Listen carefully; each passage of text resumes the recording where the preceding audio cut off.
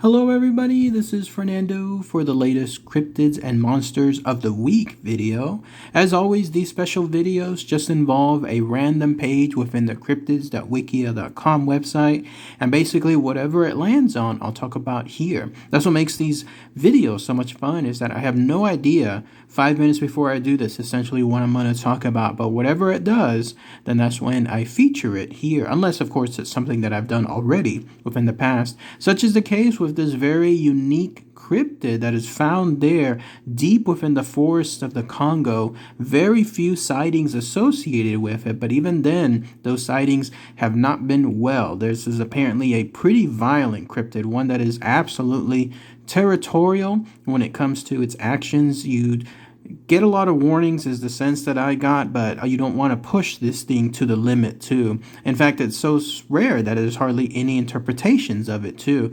In fact, you're looking at one of them here, has a very unique name too. It's known as the Haiit. I hope I'm saying that correctly, Haiit, unless someone else knows if there's a better pronunciation for it. So let's go ahead and let's talk about all the fascinating but brief information associated with this very mysterious cryptid.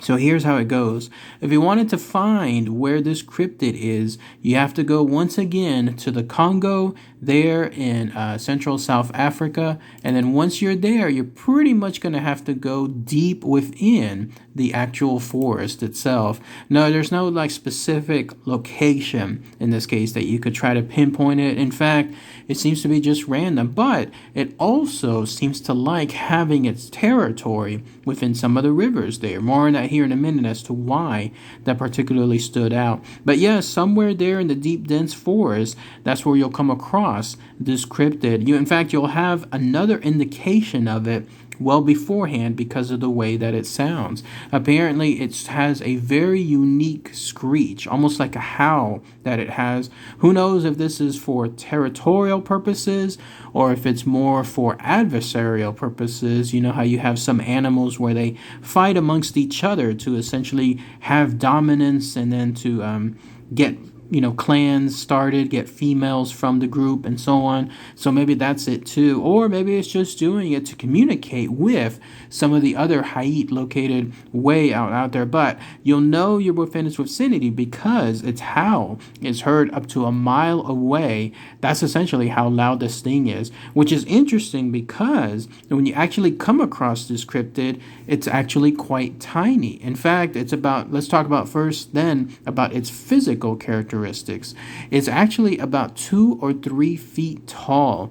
Again, something that size, much smaller than your average human, and yet its howl/screech can be heard over a mile away, shows how powerful its vocalizations are. You would never expect something so small to essentially carry that kind of voice throughout the forest itself. But yes, it's 2 to 3 feet tall. It has a very strong set of fur on it, almost like orange and black fur completely covering it. I don't know exactly how this would make it camouflage amongst the greenery there in the forest. Someone might have to point that out on there too. And then it also has a very small tail as well. If it has a small tail, there's an indication it may or may not use it whenever it's coming across, let's say, various locations of the trees themselves, maybe using it for hanging purposes or maybe even as a weapon itself. But the surefire way to know that you've come across a Haiit is this. It only has 3 short toes within its foot.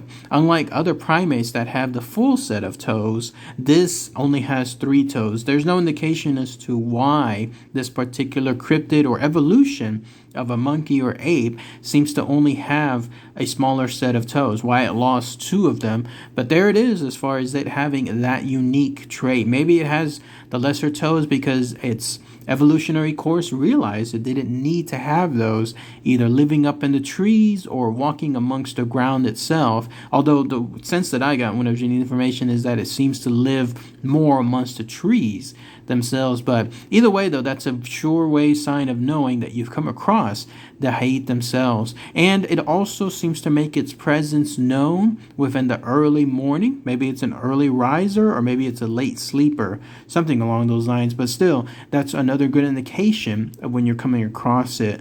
But as far as its physical activities, like what it actually does, here's another thing that stands out, and also a good indication that you're in the vicinity of a Haiit. It has to do with things randomly being thrown to you whenever you're coming across its territory. So there you are, maybe on a safari hunt, maybe just on an expedition for scientific purposes, and as you're coming across a certain area there in the Congo, you may suddenly have a bunch of random things thrown to you. They could be rocks, they could be twigs, they could be like in this case, cryptid made objects, like whatever weapons it has as well. More on that here in just one moment. But yeah, if you're all of a sudden having that thrown at you and you're wondering like, where is this coming from and how did it suddenly come across all of a sudden, that's essentially the Haiit. It's making its presence known. As I mentioned earlier, it is extremely territorial. It absolutely wants to show its dominance within the vicinity that it's in.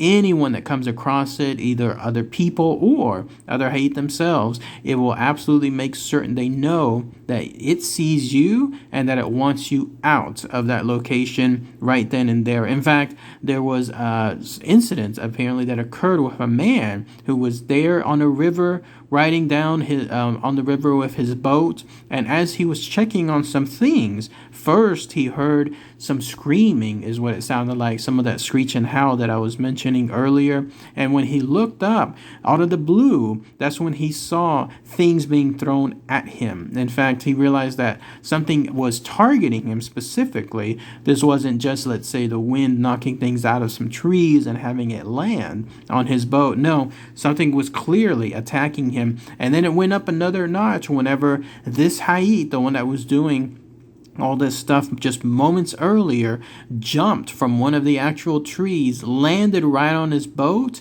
commenced throwing a bunch of things right off of the boat itself. So whatever type of stuff that this guy had, artifacts and other things there within the boat, this Haiit was able to take them and then just randomly throw them off the boat too, again in a violent fury of just pure actions, just this thing letting him know that he wants him away. And then it jumped right back into the trees. It used its powerful legs, even as short as it was, to be able to jump straight up into the trees itself and then disappear afterward. And so again, as I was mentioning a minute ago, as far as this encounter, that's when you'll know you'll come across it, because of its very violent activities, its very dominant activities when it comes to that. And then another way to know that you've come across a Haiit is this.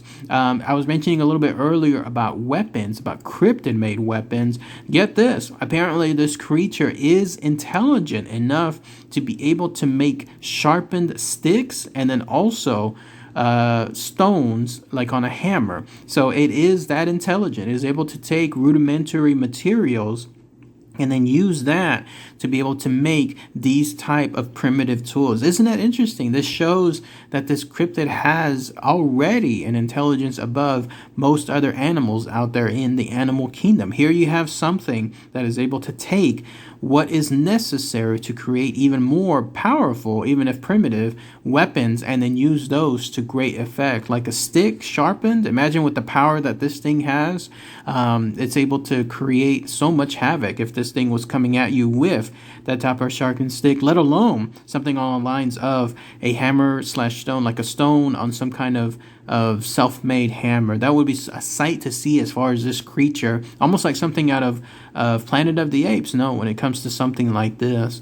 But that's pretty much it. That's all the information associated with this very, very unique but brief creature, this Haiit. Again, found there within the Congo. You'll hear it in the far background before you see it. Your next step is you're going to have these encounters with things being randomly thrown at you. And then finally, when you do see it, with its telltale orange and black fur and its missing toes, that's when it'll fully start either attacking your area, like in other words, wherever you're at, or at the worst yet, something along the lines of attacking you on a personal level. But with all the previous warnings that this thing has, you pretty much have a good chance of avoiding it altogether unless you're truly trying to push your luck. In fact, I also want to mention one more thing too. It's known to throw these things out of people's possessions, that people call them pirates. I don't know if it necessarily takes the things that it caught or that it grabbed from someone's possession and runs off with them, but